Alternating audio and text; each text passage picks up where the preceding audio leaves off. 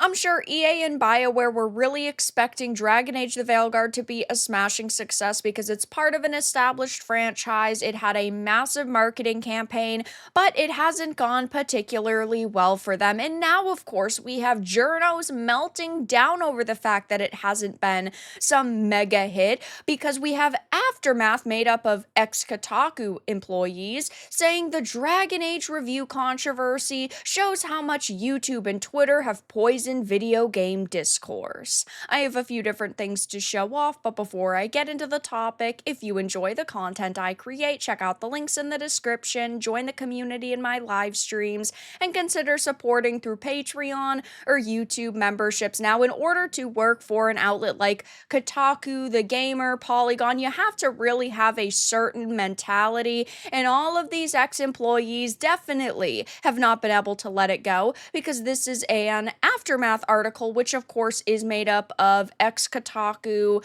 journalists like Nathan Grayson and Luke Plunkett, and this one specifically is by Nathan, and it starts off with saying, these days when a big new game comes out, you can pretty much roll the dice on what kind of reactionary controversy it will produce. Are we looking at a moral panic over trans characters, diversity consulting, games journalists being too positive, games journalists being too negative, some other quibble that will be forgotten in a week, interchangeably swapped out like grains of sand dragged away by the unrelenting tide? Anyway, the usual suspects got mad about Veilguard reviews this week. Now, of course, people like Nathan Grayson do not want to accept the fact that individuals are going to have individual opinions that are not always in line with his, but that DEI is also bad for art. It is not good for creatives to have a checklist where they have to add a certain percentage of, people with certain skin colors or cultural backgrounds or genders into their creation. It should be done naturally, but of course, he's not going to sit here and talk about why gamers are revolting against games like Dragon Age the Veilguard, and it's not just because of diversity, it's also because you're taking established franchises and you are throwing away what once was, what you used to have, what we could have had with this game. It should have been a great continuation of a great franchise that, yes, did at times stumble, but instead it was basically just a soft reboot made for modern audiences, aka sensitive snowflakes who want to sit down and talk about their pronouns and their sexual identities.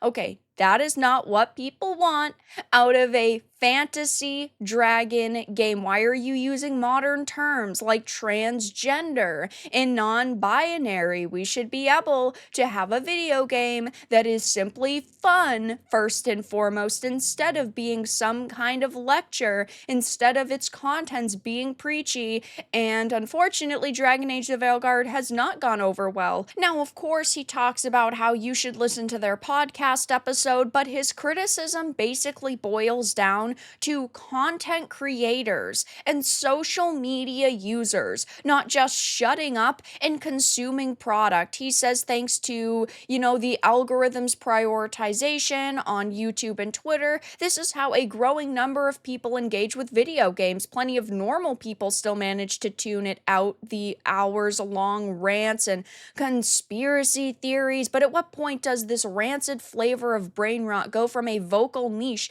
to a broader line mainstream position, and what are the long-term consequences of that? Basically, he is salty that they can no longer go around and say what they want unchallenged, that we as gamers are keeping these types of people in check, that we are calling out their lies, we are calling out games that they give 9s and fans are giving 2s, and we say, hey, how are you guys so out of touch with the very people you need to read your articles? But no, instead of just saying there are people out there who are always going to disagree, and that's perfectly fine, and maybe the conversation is a little bit more complex than what we can talk about on social media through YouTube video, at least trying to be semi-respectful. No. These people constantly go to jabs and saying that they are right and everyone else is wrong. You guys have had such a long amount of time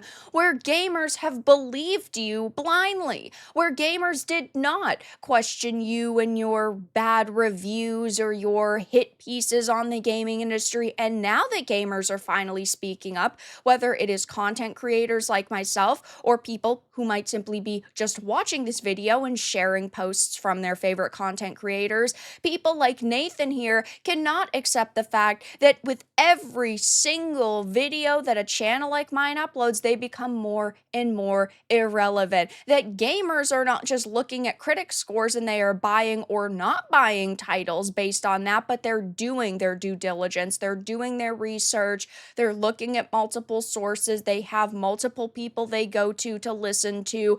You are no longer just blindly reading a Kotaku article and buying what they say to buy or boycotting what they say to boycott. And people like Nathan Grayson are melting down over the fact that they've realized they have lost a lot of the power they once had within the industry. And we just saw the same exact thing happen with Jason Schreier. He's done his very best to, gaslight gamers over Dragon Age the Veilguard, attacked us as chuds, lied about DEI policies. He said that just because a game has DEI initiatives doesn't mean it's gonna be a failure. But because, of course, Aftermath had posted this over on X, they have gotten raked across the coals for this terrible take. The review controversy shows how much YouTube and Twitter have poisoned video game discourse. No, what poisoned video game discourse was the fact that individuals like you do not want to have conversations with anybody who has an opinion that is different from yours.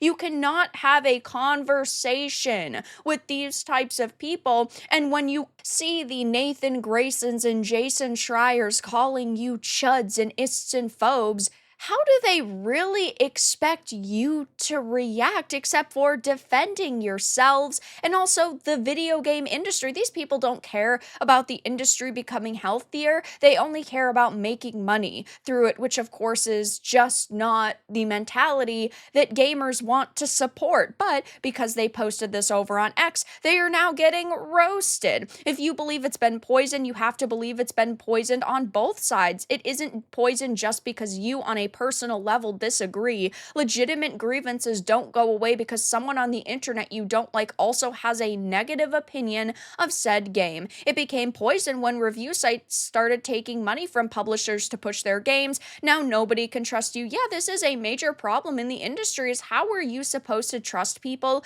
who are supposed to be unbiasedly reviewing content when you know for a fact that they are getting free codes, they are getting early access, and they're getting, premiere interviews. They are being handed tons of early opportunities. And in a lot of cases, yeah, most likely are just being straight up paid to positively review something. It's just very suspicious. And this is why gamers do not trust Journos anymore. I mean, all this really boils down to is, again, these people, the Nathan Graysons and the Jason Schreiers, being salty that they can't just say what they want and go unchallenged. Now, again, I can't really say I'm particularly shocked that the Access media is trying their very best to defend Dragon Age the Veilguard because they wanted this to be a major win under their belt, but that has certainly not happened. And now the Nathan Graysons at Aftermath are getting roasted by gamers. Jason Schreier's going around calling gamers chuds simply for